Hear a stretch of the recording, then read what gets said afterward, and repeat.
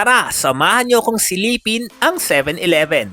Dito, sa Bangkok, kung pupunta nga pala kayo ng Bangkok at medyo tight ang budget at nagtitipid ka, aba hindi problema yan dahil nandito ang 7-Eleven na mahal ng mga Pinoy. Sa totoo lang, parang hindi ka na mawawala sa Bangkok kasi halos bawat kanto may 7-Eleven. Umaga, tanghali, gabi, madaling araw, talagang may makakainan ka. Dito sa 7-Eleven Bangkok, grabe ang mga choices ha.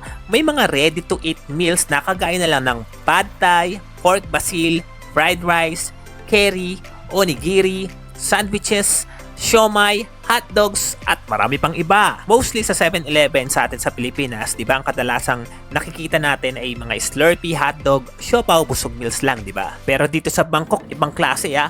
Para talaga siyang mini restaurant.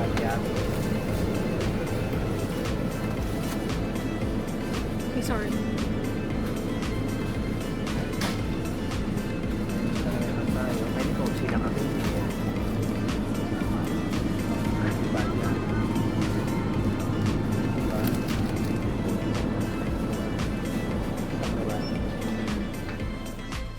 Sa mga drinks naman nila, may mga Thai milk tea, yogurt drinks, collagen drinks, vitamins, at marami pang iba. At yung mga chichirya nila rito, panalong panalo ha. May mga iba't ibang flavor ng Lay's, Pringles, seaweed snacks, Pocky, Hello Panda, cookies, chocolates, gummies, at marami pang iba. Mga iba't ibang flavor na talagang hindi mo makikita sa Pinas. Kaya naman talagang namili na ako rito ng mga pagkain, especially mga chichirya na talagang hindi ko nakakain o nakikita sa 7-Eleven dito sa atin sa Pilipinas.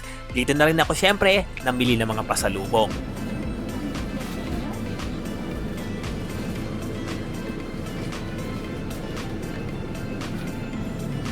China 19 lagi ang bago.